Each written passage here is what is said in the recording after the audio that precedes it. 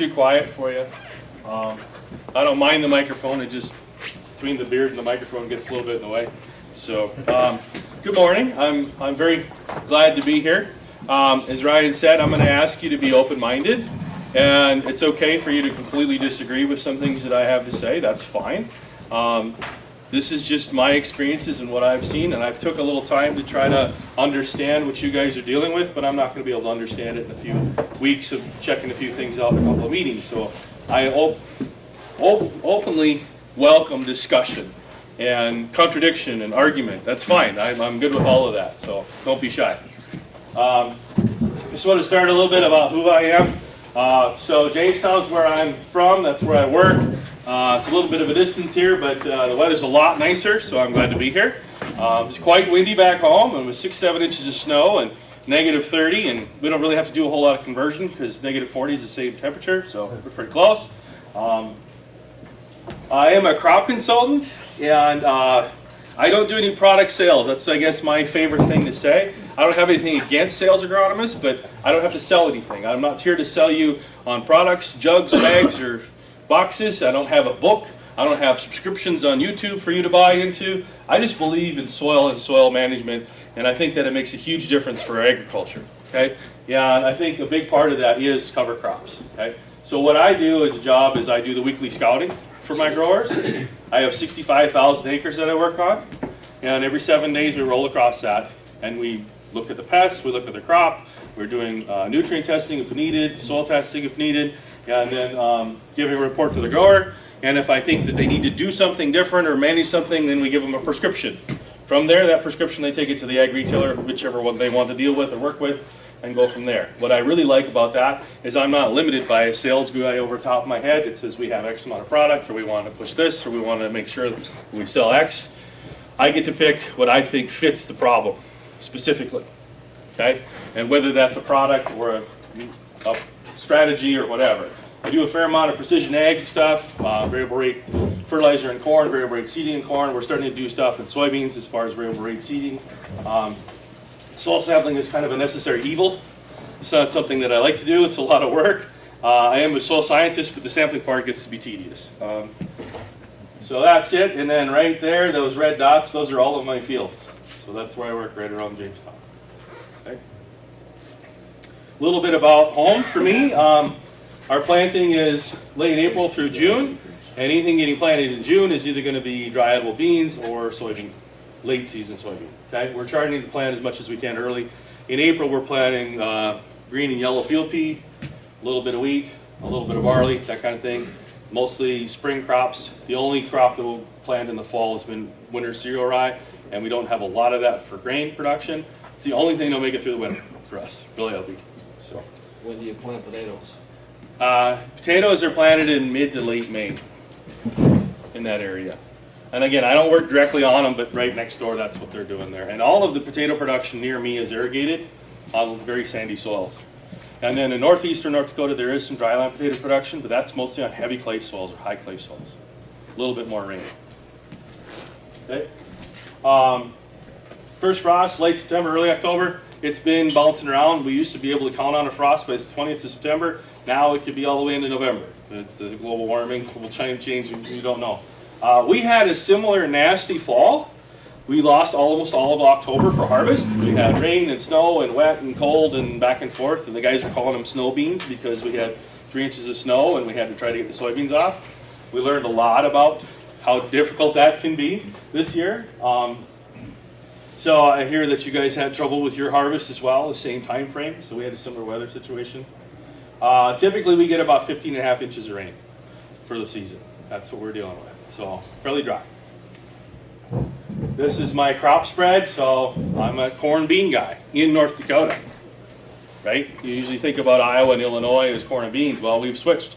When I first started, it was sunflowers and barley and spring wheat. Now it's primarily corn and soybean. Spring wheat's hanging in there because there's only so many corn day lengths that are short enough to work for us. I do have a mix of other crops, a fair number of other things. Quite a bit of barley for malt, some oats for feed.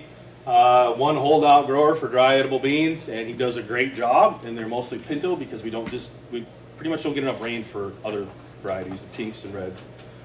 A little bit of winter rice did that. Winter wheat done in the past. Here's some other crops that I've worked on in the past. So North Dakota has the ability to grow a lot of different crops as long as the markets are there, and we can do really well with all of these things.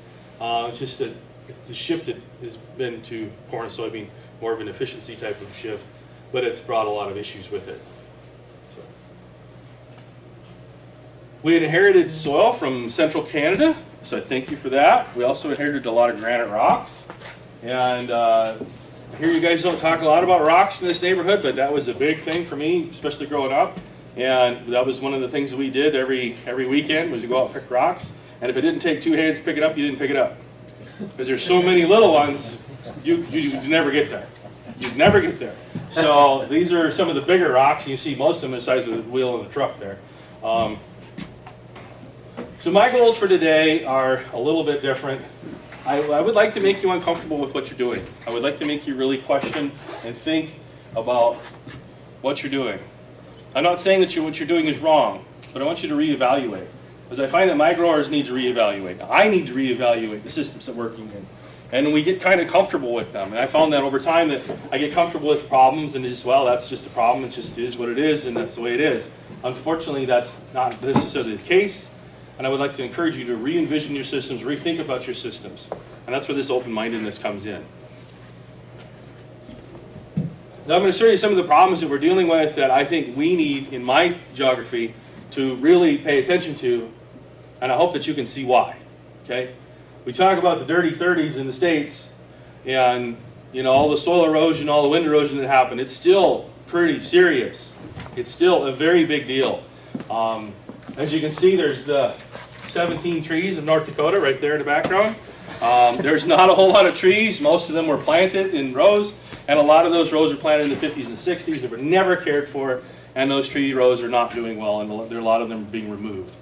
Yeah, this is this field here on this side is my grower's field. We inherited a bunch of soil from the other guy, but actually this really isn't soil. It's blown in and moved in, and it's primarily sand.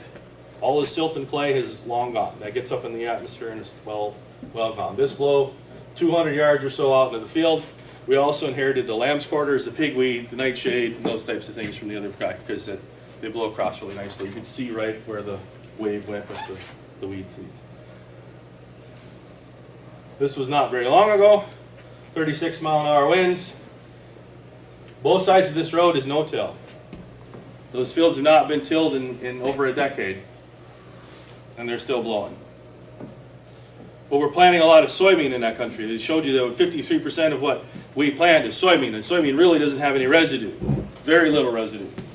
And so even without tilling the soil, we're still losing our soil. It's still blowing away. And these events are tragic. You can't see across the road. These are automobile accidents waiting to happen. And then one of our favorite things to talk about is the snow full of dirt, the snert. Your snert's red. That's interesting. I've seen it. And I understand you had a really challenging fall, a really challenging year. And Ryan has told me that a lot of these fields would have had covers on them if you ever had a chance. So I understand that. And the same is true in our area. We had the same issue this last winter with not being able to get things done. So the interesting thing about this snert is how valuable that really is. These are some numbers from Ontario, Minnesota, and North Dakota, and they didn't all do the same tests, and they had to do a little conversion on them, but the soil, that they just grabbed the snow, melted the soil out of it, and then send it to the lab. Okay? So Ontario found that that soil in the ditch actually had a 9% organic matter in that soil in the ditch. The soil in the field doesn't have anywhere near that. Okay? So the best stuff on the top is what's moving and leaving. Same is true in Minnesota and North Dakota as well. And Minnesota did the calculations on some of it. The average on 7 fields in the ditch was there's 9.2 tons of soil per acre, per ditch acre in there. And that's the best stuff off the surface. Where the organic matter is, where your phosphorus holds up, where your potassium holds up. So just in fertility alone, there's $50 to $70 worth of fertilizer in that soil. That's only a small portion of what that soil is worth, right? Okay. And then there's some hangover, some historical stuff here. This is a field of farmer that I work with, and this farmer's always been no-till. He's mid-30s. He's never done any tillage other than when he was a kid. So this was done long before he came there. This is where the native prairie was at the time. There's a nice little A horizon here that actually has some dark color to it. Then there's a B horizon below that, and this is well into the C horizon here. This is missing 2 feet of snow. This, by the way, is about a foot of clearance, about 12 inches of clearance on that ATV. So we're farming bedrock in this situation. And so there's no productivity comparison between what's there and what should have been there. Okay, it's not even close. And it's sad, and we see this all over. So that wherever there's undisturbed prairie, where there's power pools or the rock piles or whatever, you'll see this discrepancy. And it's not like the rocks grow soil there. The soil is eroded away from them. They keep it from there by perching on it. Is there a lot of rivers and streams where this is getting to, or? Not really. This is mostly wind erosion. There are a few rivers and streams, but not much. It's very sporadic. A couple of main ones, but we're this prairie pothole country is what they call it, and so it's fairly flat and undulating, and there's some depressional areas. And most of the water rolls down to the depressional areas. It doesn't really leave that way. This is off of a hillside up. There's a hill over there in that direction, and the water got rolling and blows through this every year. It just blows through here every year. Yeah, you could park my F-150 in there, and people tell me that's a good place for a Ford, but whatever. That is just this huge cavernous hole, and the grower fills it in every year because this is near the center of the field. In order to work the field, he fills it back in. So he actually puts really good soil in this little spot and then washes away again. And then he puts good soil in it and washes away again. Yeah, and so this is what I'm getting at, is that I hope that these problems are fairly obvious, that this is not sustainable, that this is not something you should be doing, that these growers should be changing their mind and doing something different, and yet I see the same thing every year. Again and again and again. This is one that I haven't seen here. I don't think you're going to have it here. You have more rainfall than we do. This is not snow. This is salt on the surface of the soil. And these are the horrifically bad pictures. Okay, this is in April. And what has happened here is that we have a high water table near the surface of the soil. And the salts in here are calcium, magnesium, sulfate, and chloride. Those are all plant nutrients, right? They're not a bad thing. If we put anything in a high enough concentration, it is a bad thing. And so what's happening is that we have fairly young soils with a lot of calcium, magnesium, that type of stuff in it. It dissolves in the water. The water moves to the low areas. This is the depressional area here. It starts to rise just a little bit off the side. The water comes to there. It's underneath the surface of the soil. And then it evaporates to the surface. So it brings up through capillary action and through tillage, drying it out. We bring in the water to the surface, and the water evaporates and leaves all the salts behind. And this is enough that there's no plant growth. It's just way too salty. And we don't see a whole lot of soil biological activity or anything like that. And this is very common where I'm at. And this is what it looks like from the air. So this is a soybean field in mid-June, and it's 6 weeks old. And this is what it looks like from the air. All of these spots are saline affected spots. Some of them are more white than others, but actually on the ground they're not really white at this point. They're just bare areas because the salts are too high. And soybean is one of the weakest plants. The next weakest plant is corn. I told you I have a lot of salinity.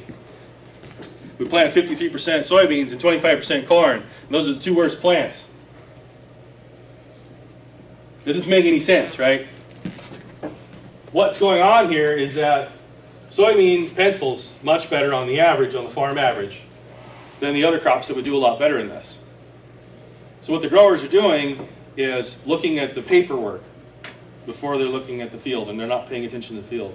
So they're looking at the soybean price, they're looking at input costs for soybean, and the end game is that they can net a profit or get close. So then they plant soybean on the whole field. Do these acres net a profit? How about these? So in the long and the short of it, what they're doing is they're stealing off the good land for the profitability. Over half of this field is dead from salt effect. And this grower continuously plants soybeans on it because they pencil out better. So he's stuck in this idea that soybeans are the only thing to pay. But he's not really paying attention to his field. Now he sees this, all right? Don't misunderstand me. You can't not see this. But he's stuck with that mindset that between the land rent and the costs and the expenses, the only thing that'll make you money is soybean. But folks, is this making money? All of these acres are zeros. They're negative whatever it cost him to plant. So between the seed, the fertilizer, the herbicides, all of that stuff is all an expense, and there's no return on this. Why did they plant those areas? Why do they plant those areas? It's a really good question. It's a really good question, and a lot of this has to come with the efficiency idea. Okay? Turning around them, going around them, doing something different with that causes a lot of headlands, a lot of borders, a lot of end rows, that type of stuff. And then the funny shapes make it difficult. And the other thing is that about 1 out of 8 years something will actually grow in there. Because we get just the right weather conditions, we get enough moisture that it reduces the salts a little bit, and it's okay. So they keep going back for that. That's the main thing I can say is why they're doing it. But the other thing is that they're just not thinking outside of the box. They're stuck in a corn soybean system. They're not thinking that there's anything else that they can do, and it's just one of those things, well, it just is what it is, kind of deal. And I'm paying land rent on it, so I need to farm it. Well, you're better off paying land rent than not farming it, in this case, because you're reducing your expense. So this is kind of the point I wanted to get to, but here's what I call job security for a crop scout. This little kochia plant, again, you won't have this guy because he likes drier areas. If you've ever watched old Western movies of the big tumbleweed, this is him. He's not big yet, but he will be. Don't worry about it. This kochia is resistant to glyphosate, it's resistant to ALS, and it's also resistant to group 4 herbicides. So I'm down to not a whole lot of herbicides to do anything to it. And this grower actually didn't believe me that this was glyphosate resistant. And so to prove me wrong, he put 2 gallons worth of glyphosate in 8 gallons of water and sprayed it at 10 gallons an acre. So 2 gallons per acre in one pass.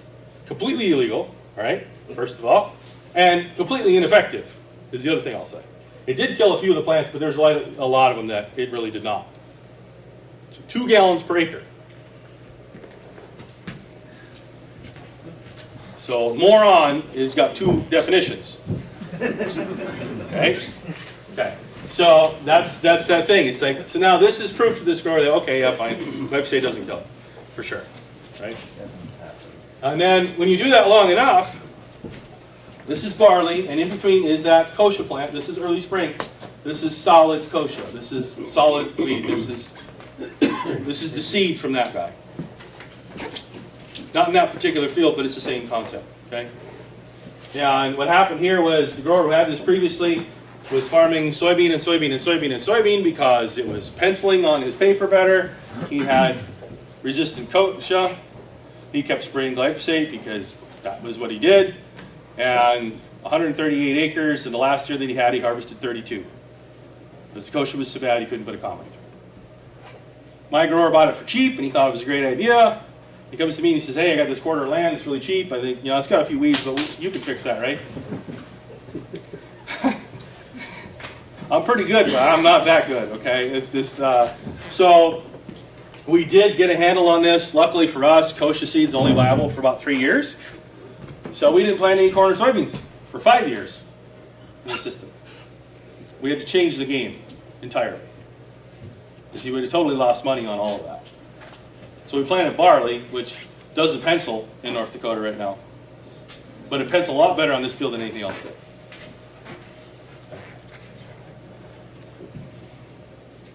Now, this is a common sight for me. I literally have thousands of these pictures. Luckily, these are not necessarily all fields that I work on.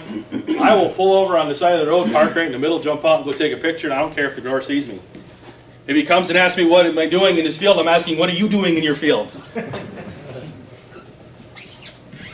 And I am that arrogant, okay? I will do that. This is late August. The soybeans have gone to seed. The kochia has gone to seed, and my question is why? Do any of you think that a combine is going to go through that? It doesn't have a prayer. Okay? And this is something that you would know weeks in advance, that the combine's never going to go through here. So my question is, why did the kochia go to seed? That's my question. You know you're not going to harvest this. Why would he let it go to seed? But it's that mental block that there's nothing else I can do. I sprayed everything I could possibly spray on it, and it didn't die. Well, do you have more? Is it broke? Fix it, because you need to fix this. Each one of these plants can have up to 300,000 seeds apiece. And in North Dakota, our typical seeding rate for corn is 30,000. There's 10 acres worth of seed on every plant.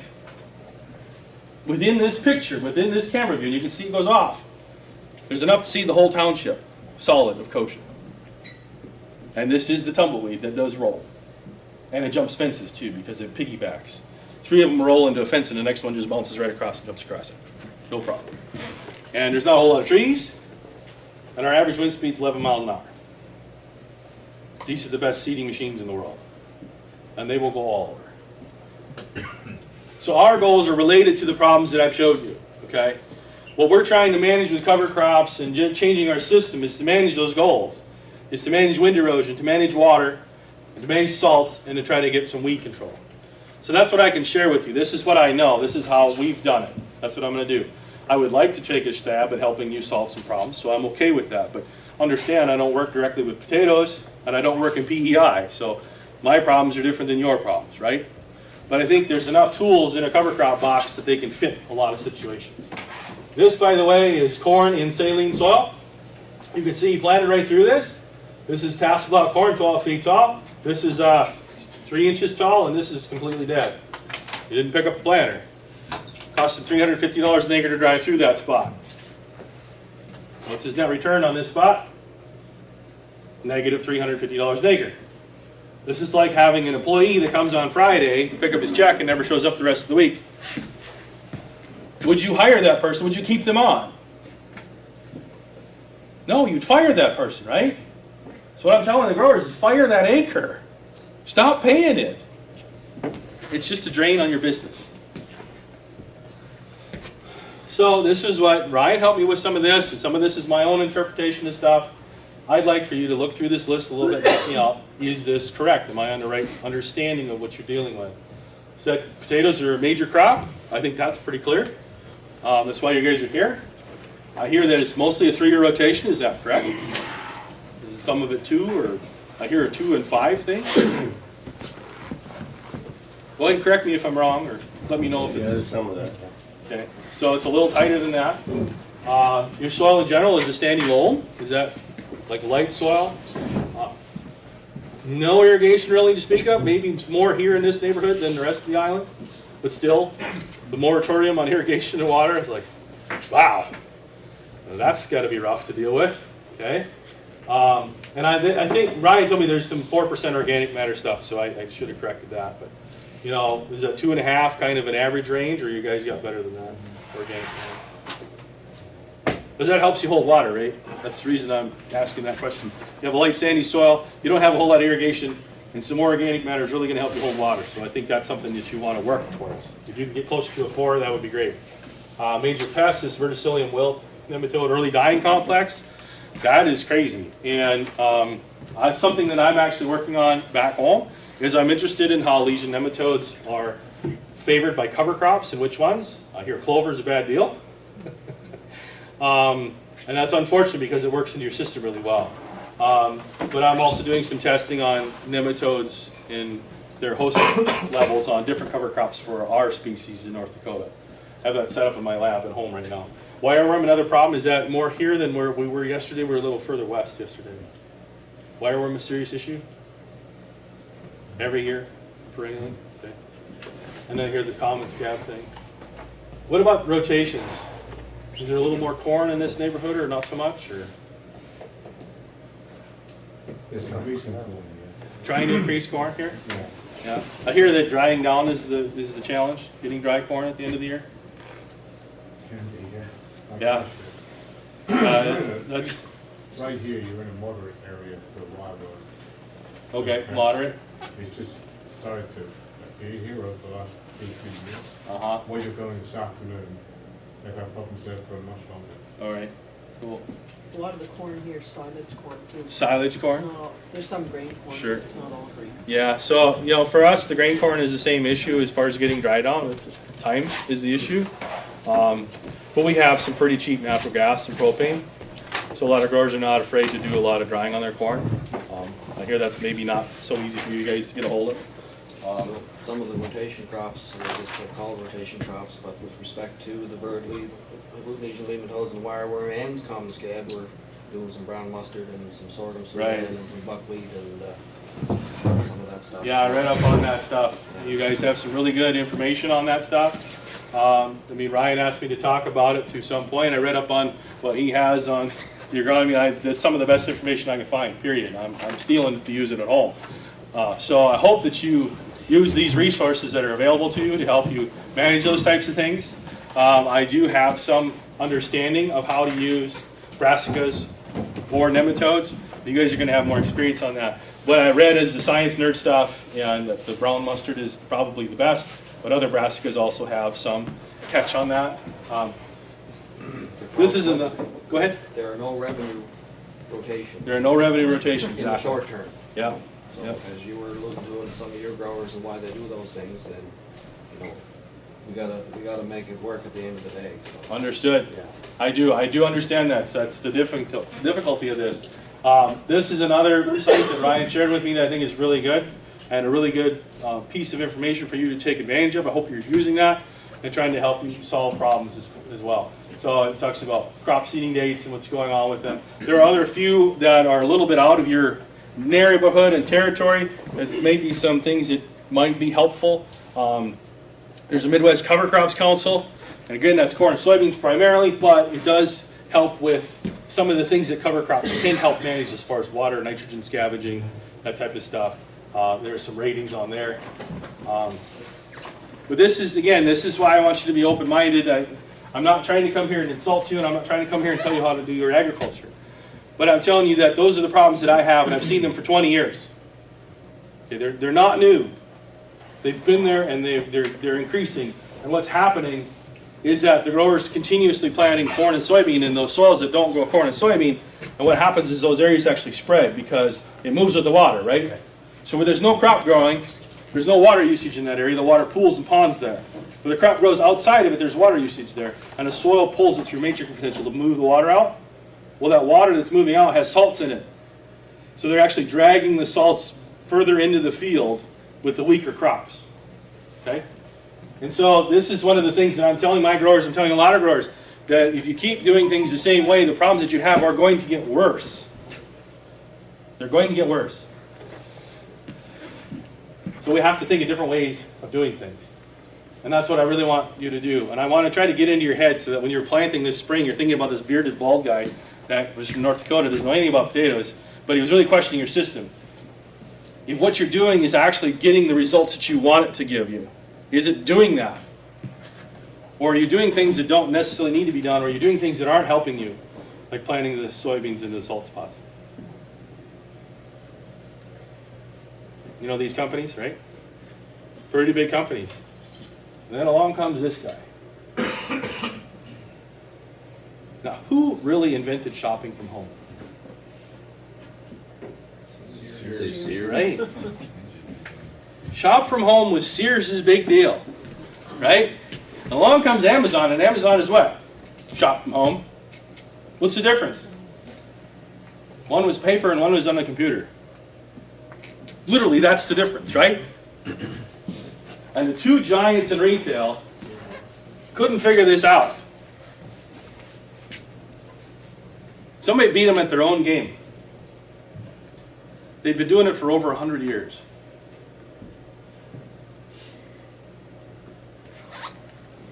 Just because you're really good at something doesn't mean the game isn't changing. So I want to keep you, this is the challenge I have for you, is to think about your systems in a different way. Because the game is constantly changing in a biological system. Okay. Now this is what I found on your websites.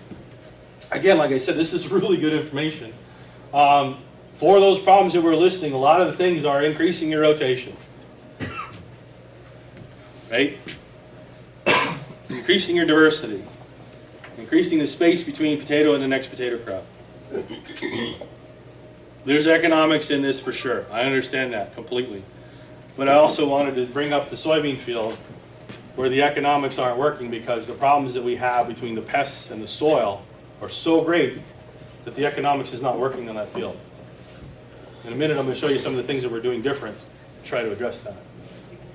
Increasing your soil organic matter is going to give you resilience for moisture. And in sandy soil, I think moisture is always an issue, right? You can never get enough rain at the right time. So trying to hold on to whatever rain you can get is a big deal. And organic matter is one of the best ways to do that. The IPM just goes along with keeping an eye on what things are, making sure that you need the treatments in order to do them. That's more of a talk for my guys at home, I guess. And increasing your soil health in general, the diversity, biology, and all that type of stuff. These are what I read about this, and it sounds like buckwheat's got a fit for wireworms a little bit. Is that right? Yeah. Yep. So, and that's what I've read. So I haven't seen it, haven't done it. So I do wireworm traps every year. I've been doing them for 15 years. And if I find 2 in a year, that's a pretty big year for me. Okay, so we're really not doing a whole lot. However, the salespeople in my neighborhood would tell you the wireworms are the most disastrous thing they've ever seen. And by God, if you don't put a seed treatment on, you're giving up so much yield it isn't even funny. Now, granted, wireworms are sporadic populations, right? But I've been doing this for 20 years. And I can't find a justifiable population in my fields. Okay? Now, 50 miles down the road, entirely different story. I think that's kind of the same thing I'm going to find out today, right? Understood. Sorghum Sudan grass has been shown to be able to reduce your situation. I think this is part of what you're talking about. You're growing these things in that off year where there's no revenue year to try to manage this, right? Now, sorghum Sudan grass does a lot of above ground growth, but it also does a lot of below ground growth. And if you want to increase soil organic matter, you need to have a below ground growth, okay? Your surface residue is going to help some, but most of that actually goes up in the atmosphere as carbon dioxide because it degrades. A lot of what's going on to increase your organic matter is your root growth below the surface with the roots themselves, but also with the interactions between the soil microbes. There was recent research done in the States, I believe it was in Pennsylvania, where they had soils that had absent of plant life, and they were able to increase the organic matter.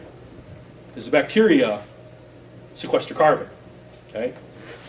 So having this healthy soil, a lot of different things moving and working within the soil helps to build soil organic matter, and structure helps to retain it.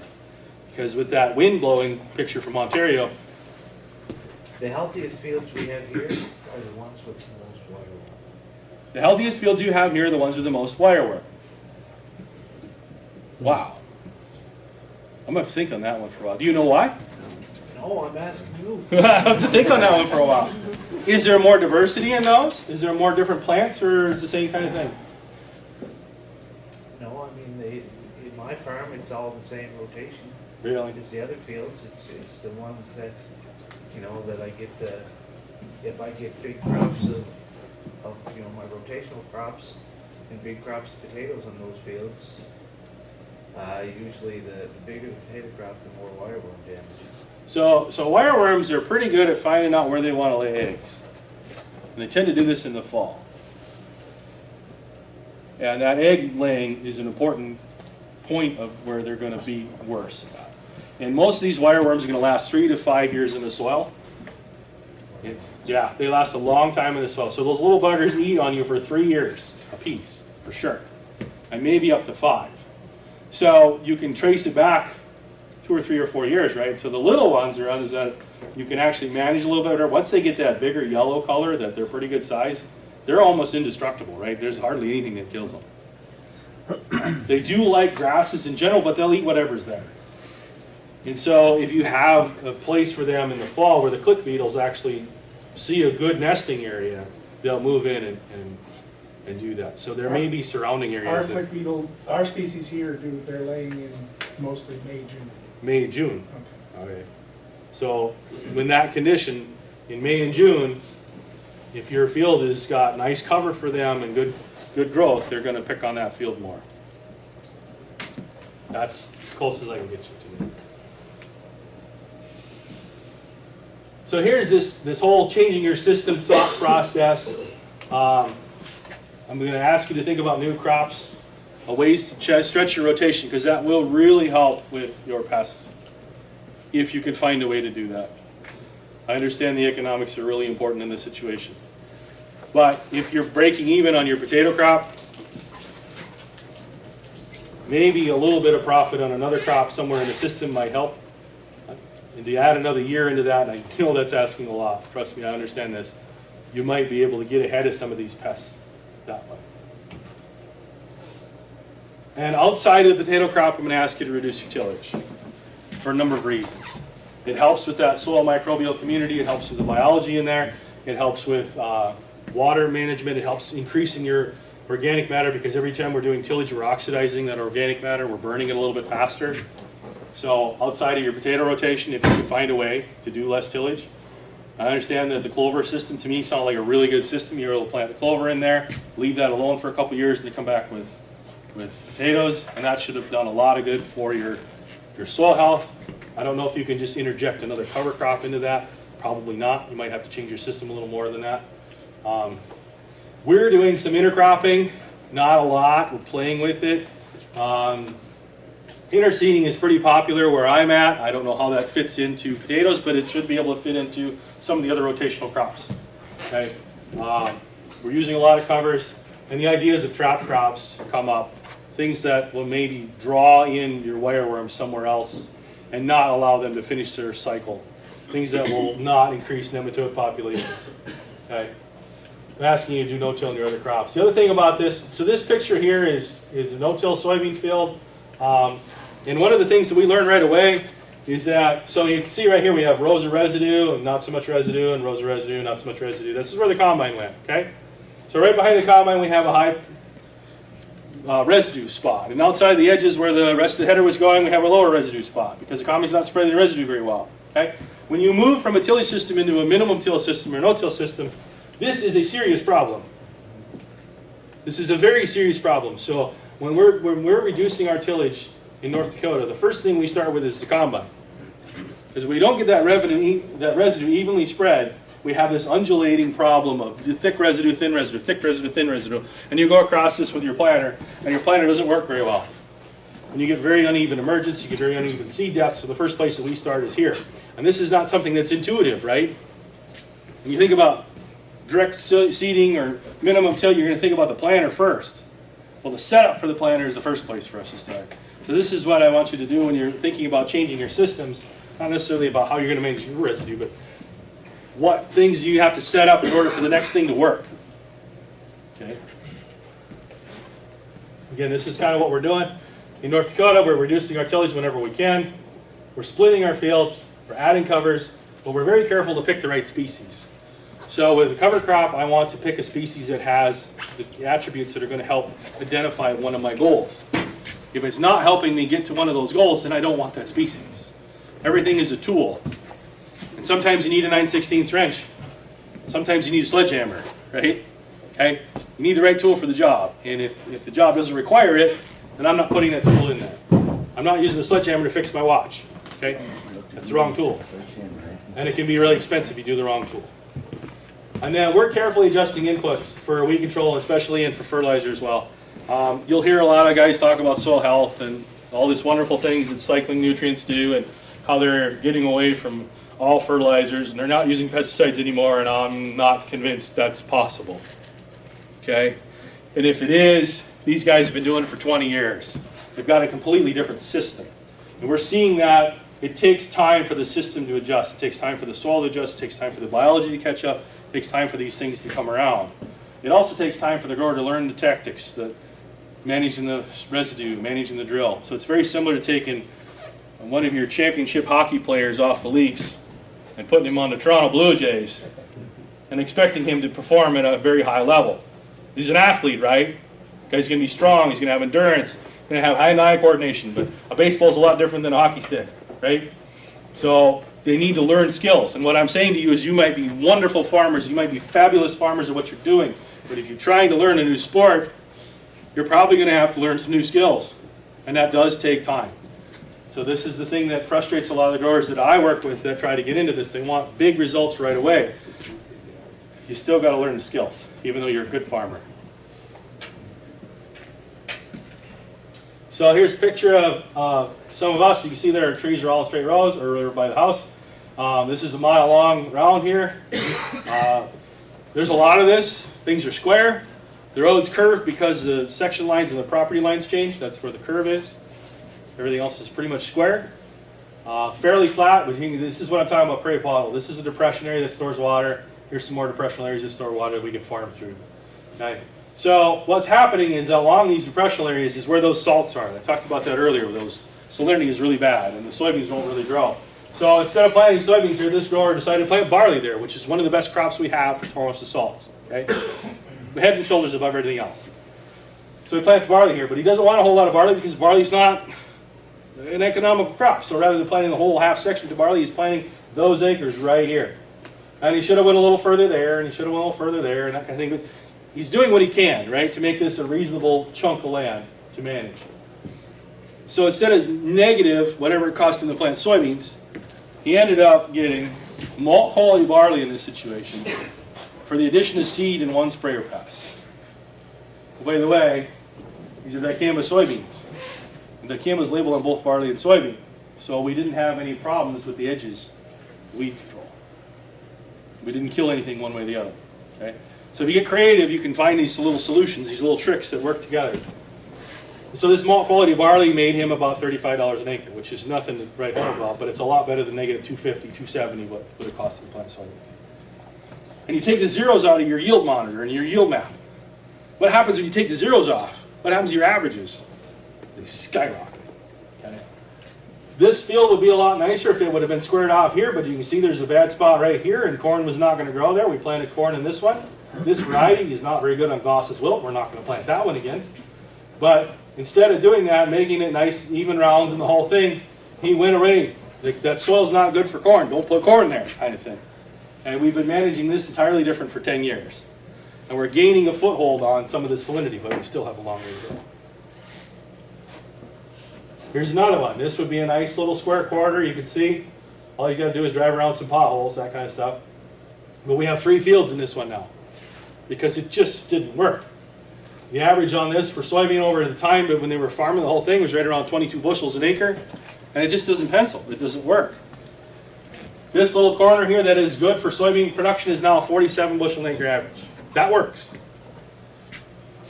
This area here is the road dams the water, and we really can't get the water to move out. The salts are really bad. We went into long-term perennial grass. The landowner got it into a government program for wildlife easement, and that's where it is. Okay? This L-shaped piece here is not near as good, but it's also not soybean ground. So we've been farming CORI on this, and we've been adding covers onto it to try to get more water usage throughout the year. Because that's one of the things we need to do is draw down that groundwater. So this went into CORI, and this made about 50 bushel. It wasn't great. Some of the spots are zeros still, but it did a lot better.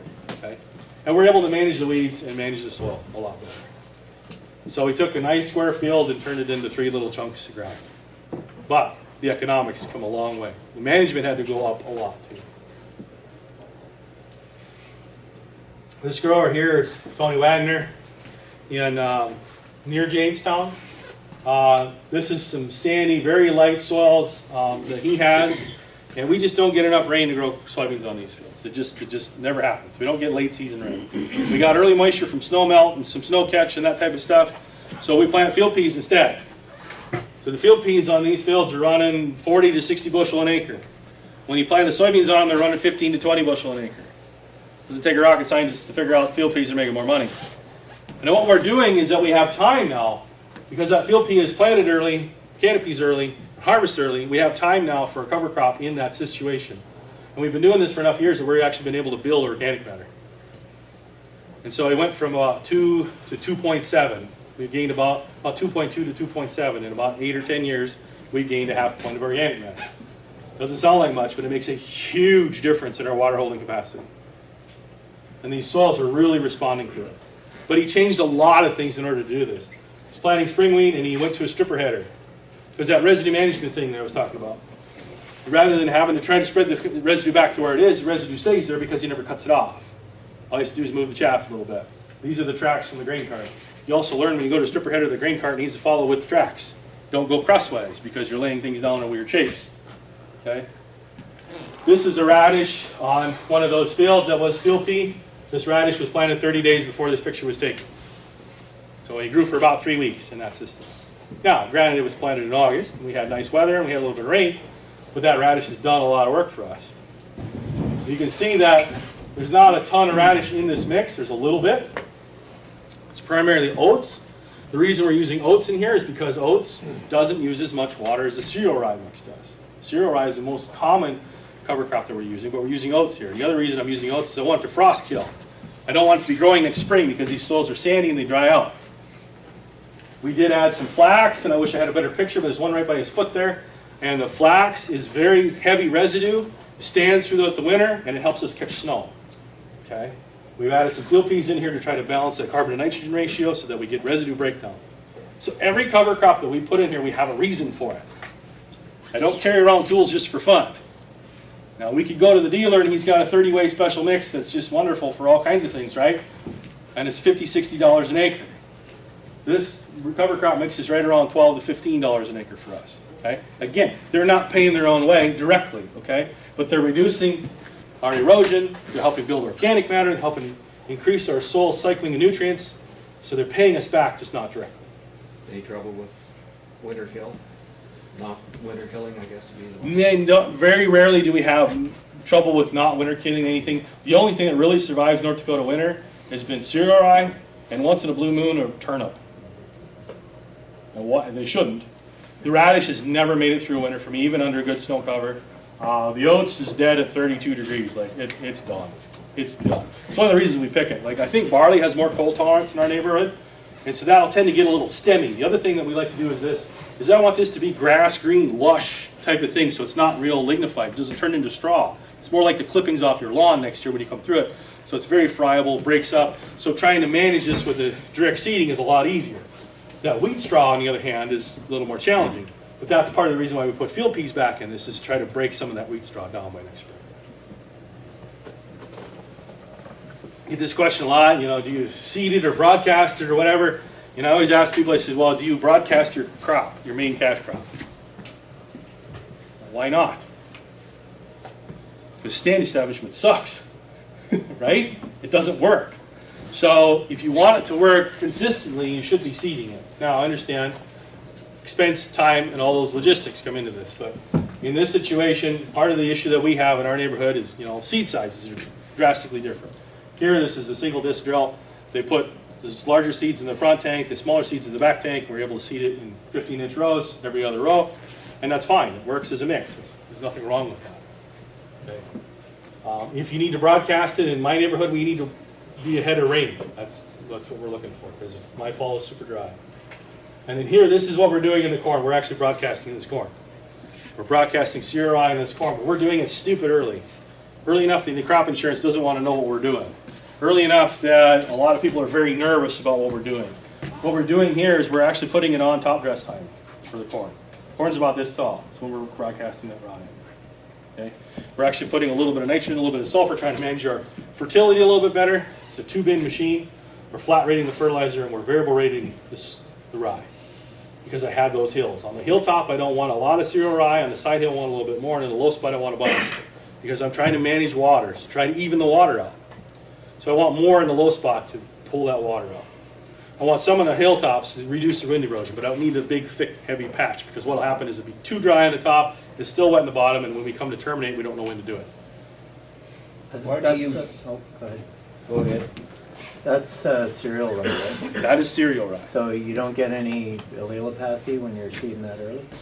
In through the corn? No, Yeah. It's not hurting the corn at that stage. Now, the other way around to rye before the corn, we have major issues.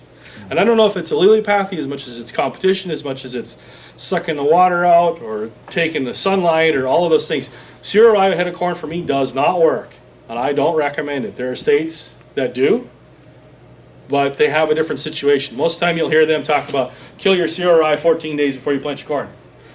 Well, for me that's frozen ground, okay, the snow cover.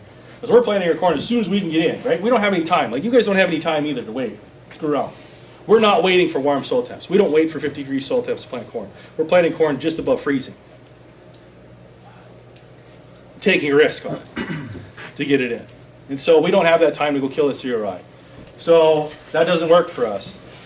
Not saying it doesn't work for other people in other geographies, but it doesn't work for us. Every time we've done it, it's been a major problem.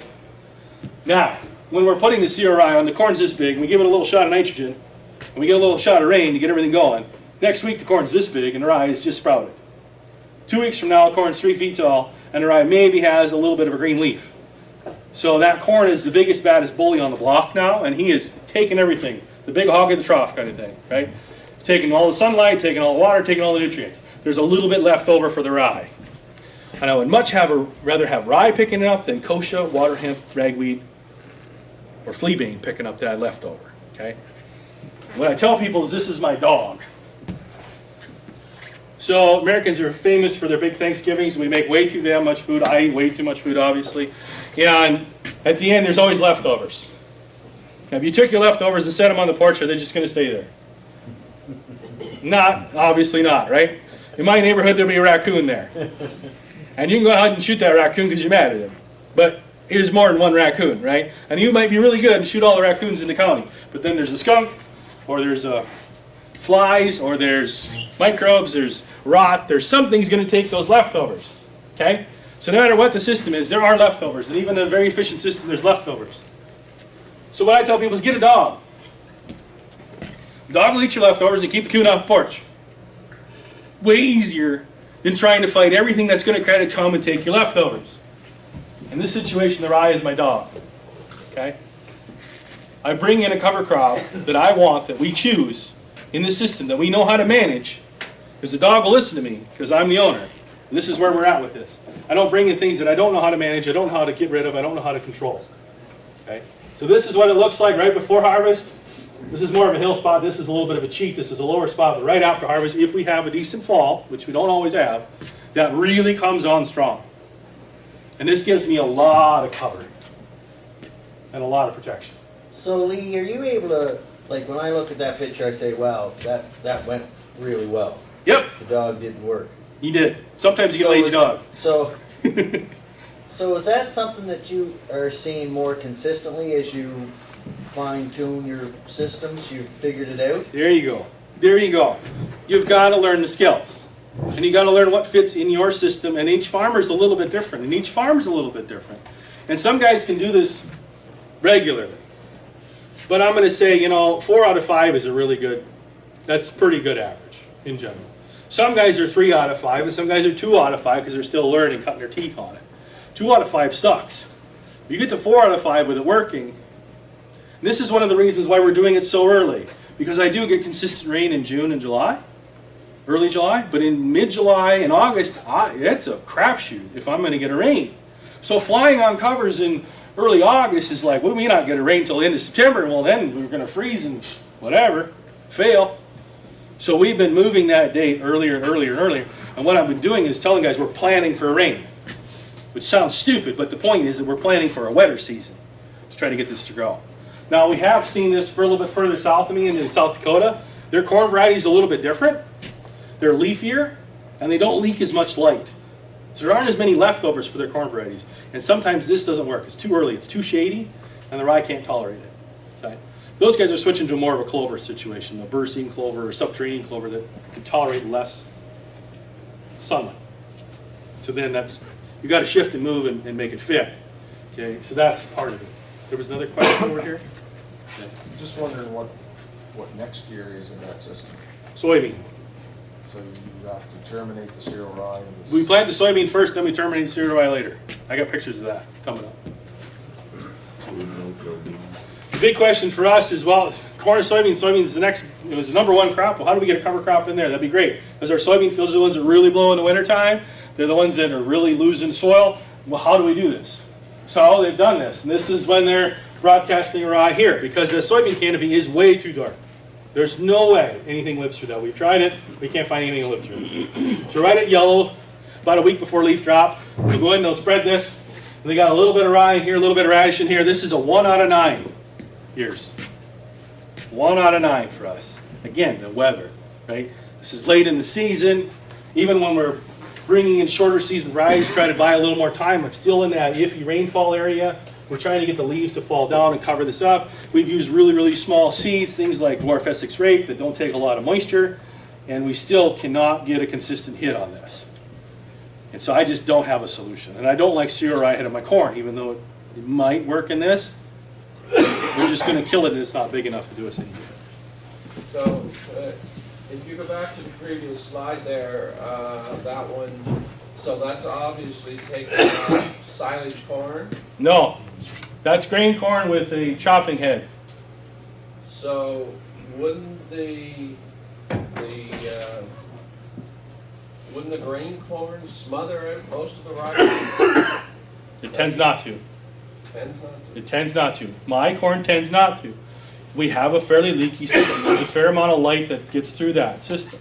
Because there's a lot of residue when the guys take off grain corn here. Oh yeah. A lot of residue left in the soil that winter cover, I think. Yeah, oh yeah, for sure. There's a lot here as well. Yeah, but this rye is already pumping through that. This is, you know, a week after the harvest, the rye is already pushing through that residue. Because it was established before the residue. Sorry, what date was harvest? Date on harvest on this is November, middle of November. Cold. Like really cold. We'd already, oats is dead, barley's dead, frozen off, done. But in this canopy, this traps a lot of air. That keeps the wind away from this stuff, so it insulates that rye during that time frame. Okay? And we do need to have the right weather, for sure. You mentioned when you broadcast, you use sulfur too? Do we do what? When you broadcast your fall rye, you top dress it with sulfur? Yeah, so we're using urea and AMS in the corn. We're top dressing that in the early season. The sulfur's for the corn. The sulfur's for the corn. The sulfur and the nitrogen are for the corn. We're doing an 80-20 mix. My soils tend to have low sulfate at the time when I really need it. And we're spreading out our nitrogen applications rather than putting it all up front and risking all of it. Because I don't know what my weather's going to be like. It could be really dry. And if I put 100% of that corn crop, I'm only going to get 70% of the yield. And I put 100% of the nitrogen out there, it costs us a lot of money. So it's been a little bit wiser that if we get a good stand, we get a good corn crop, the weather looks nice, it's kind of warm, we'll go out and we'll juice it. We'll give a little more. Try to get that advantage of that good year without having to do that bet every year. Sure. What rate are you putting the rye on? So this is variable rated. Now, if we're just doing a flat rate in here, I talk guys 30 to 40 pounds an acre. And luckily for me, you guys are bilingual in units, so that's wonderful. So 30 to 40 pounds an acre is where you start. I'd like to see guys go a little lower and a little higher because it depends on what your goal is. For us, water management and erosion management are the two goals. So on the hilltop, all I need is a little bit of cover to keep the wind down. So that's where we'll put 15 pounds on the hilltop. In the low spot, we'll put 60, 70 pounds of rye because I need to move water. And I want it thicker there.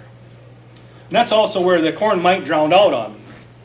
So that's where I really need a big bad dog because if the corn's dead and there's nothing else growing there, water hemp loves those spots. Ragweed loves those spots. Kochia loves those spots. And they're actually preserves for weeds. Because the corn's 12 feet tall, we can't even see it. So having that rye in there is competition helps reduce that. Now, only a few guys are variable rating, a lot of guys are flat rating. If they're broadcasting, they're usually 40 to 60 pounds, just to hedge the bet a little bit. You go further states, if they're trying to use more water, they're going to go higher rates, lower rates, whatever. But this is where you have to learn your skills, right? Your golf swing, your baseball swing, your hockey swing, is all going to be individual. This is part of the deal.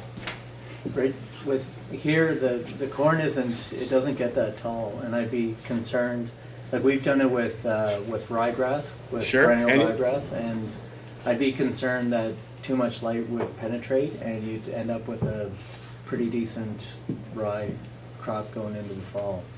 I think there'd be a lot of cover, like almost too much cover. Too much cover. Yeah. It's possible. Yeah. Anyway. It's possible. So again, all I'm doing is I'm telling you what I'm trying to tell you why I'm doing it, so that you can see those things for yourself. Because if I was able to come to PEI and work for 5 years, I think I could help adjust the system, but I'd have to understand your system, right? So this is why I'm trying to give you what we're doing, when it's working, why I think it's working, so that you can make those adjustments. Now, maybe for you, if you get more consistent rain a little later in the season, then it would be better to be looking at the end of the season, August, end of August type of time frame to go ahead and broadcast it on. That works in other situations. Well, we've done ryegrass, and it's worked extremely well at the top dress. But putting in cereal rye at top dress, there might be an issue there.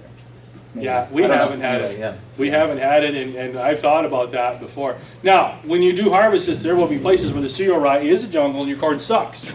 Yeah. In my case, it's not the cereal rye's fault, it's that something else caused the corn to be poor. Right. And now I have that big dog in there, so there's a lot of cereal rye. So part of that is understanding what caused what too for my growers. Good, great, this is wonderful. I mean, I don't get paid by the picture, so this is cool. Did you say that last picture there was only working one? 1 out of 9 years. 1 out of 9 years? 1 out of 9 years. That hardly pays the day. It doesn't pay at all.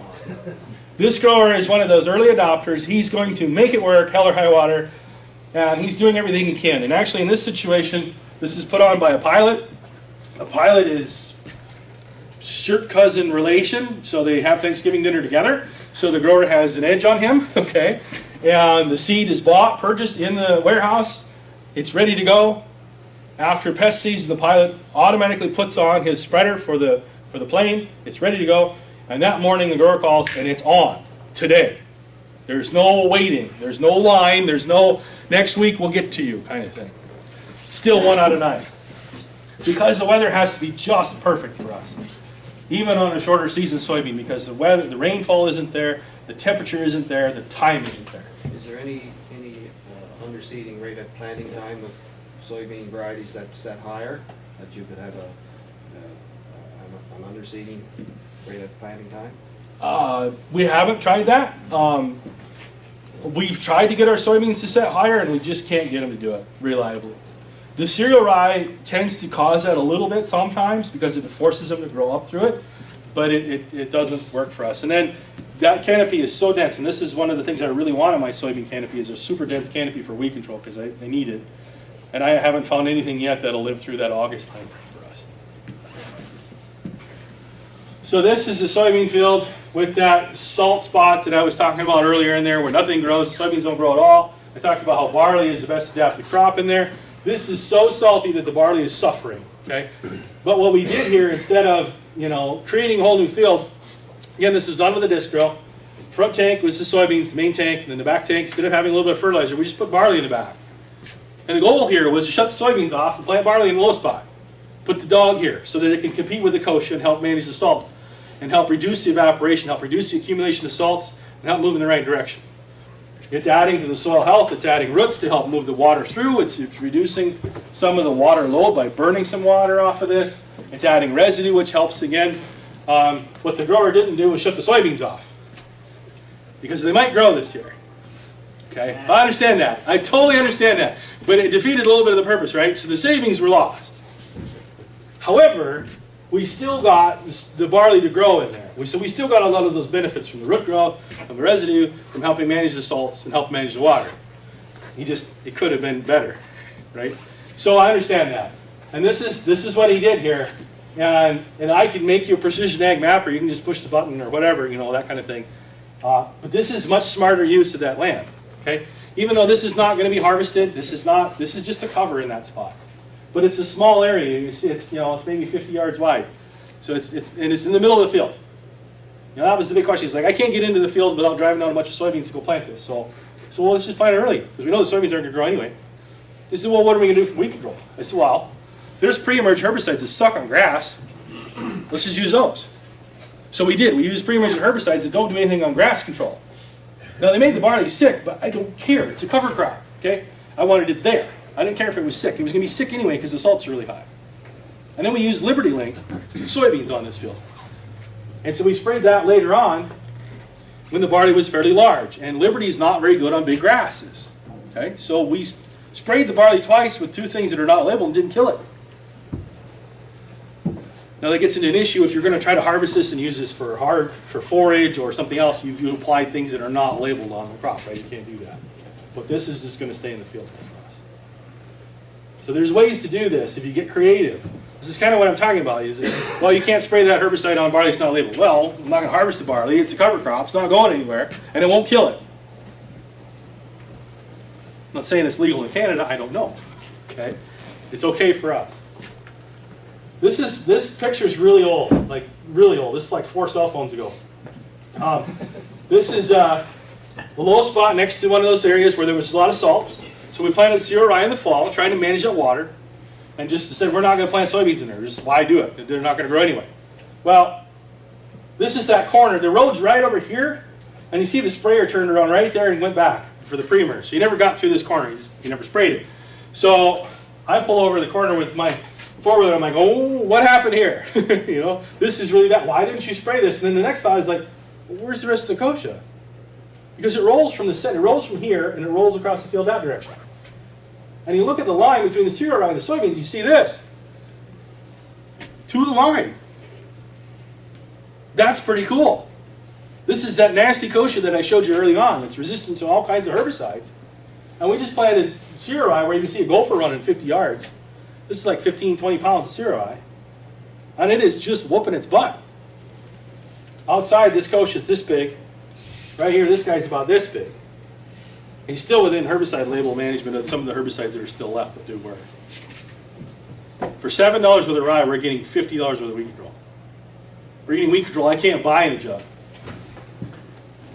That was a big deal.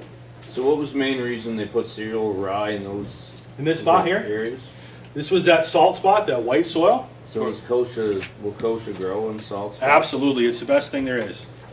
It will grow better than anything else. It will grow where the cereal rye will die. I just tried to stump you. Actually, we use kochia as a cover crop in those spots. I will tell growers not kill it, not till it, let it grow. Notice I didn't say let it go to seed, right? Mulch it. Yeah, To bring the mulch it. moisture retention back. Exactly. We're trying to move some of the water. We've got to reduce the water table. We're trying to cover the soil so we get less evaporation. And the kochia is the only thing that will grow, so let's use it. We just go in and mow it. Mm-hmm. Now, it still will make seed, all right? But it's not the tumbleweed that you can use for a Christmas tree. And some of them are that big. It's flat because you've mowed it. It kind of stays there. And if it does go to seed, where do I want the seed? Right there in that spot, to reseed that spot. We're trying not to let it go to seed, but if that happens, we want to keep the seed there.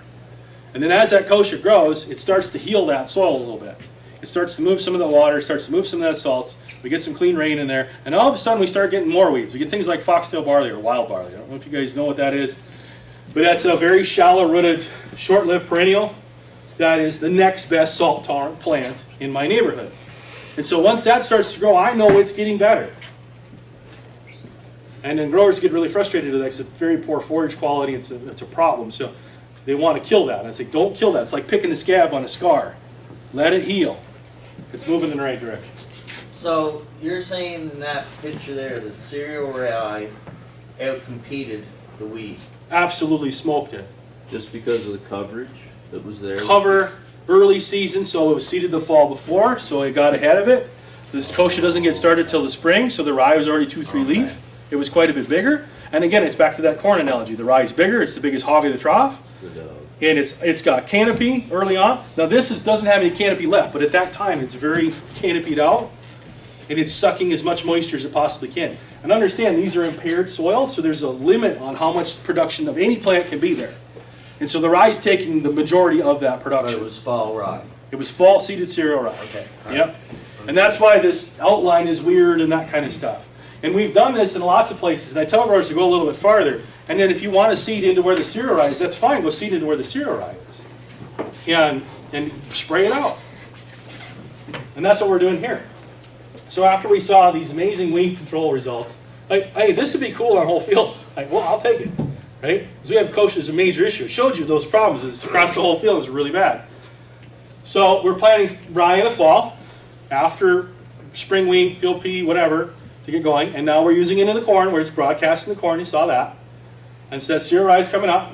We're direct drilling into this, our soybean, just like the rye wasn't even there. We just direct drill into it. We go ahead and use our pre-emerge herbicide with a burn down to kill the cereal rye. We roll it because we have rocks. This is the stand that we had, so you can see the wheat straw from the year previous. You can see the rye is pretty thin. He's about 10 feet away there. That's his boot.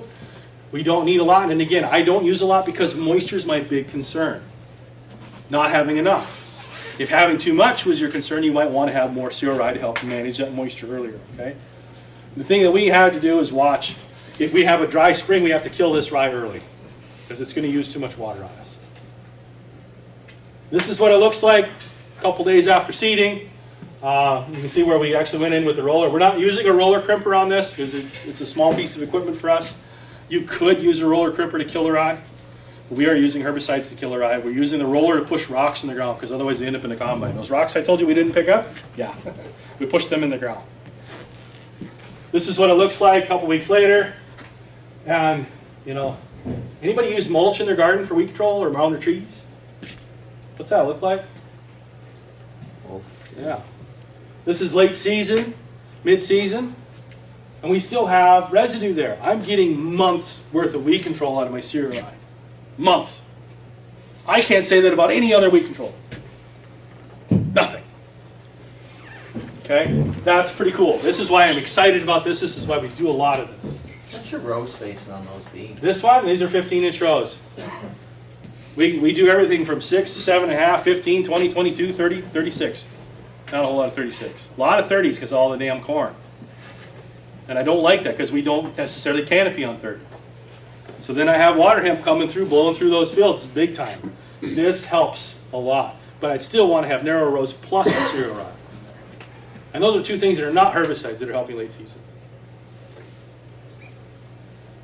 Okay. So I wanted to touch a little bit about what I think a healthy soil is. It's a definition from our USDA office. Continued capacity of the soil to function as a vital living ecosystem that sustains plants, animals, and humans. Well, that is a rainbows and puppies kind of definition. Sounds really good, but how do you manage for that? What does that tell you to do? How do you use that as a goal? I have no idea. I can't use it as a goal. I don't know what that means. To me, what soil health looks like is in the soil. And one of the first things I use to describe soil health is soil aggregates. In a tillage system, soil aggregates are hard to get, but you can get them in the meantime. We've been able to work on our aggregates and build up aggregates in 2 years. Okay? They're not necessarily very stable, but they're very helpful. They're helping us build organic matter. This is a loam soil, pretty much equal sand, silt, and clay. This is a very high clay soil. This is about 65% clay, and we can build aggregates in that soil. And clay soils do blow in the wind. But what happens is when you get these things glued together in these little chunks, these soils are much more resistant to wind erosion and water erosion. Okay? Plus, they're like the Toronto of the neighborhood.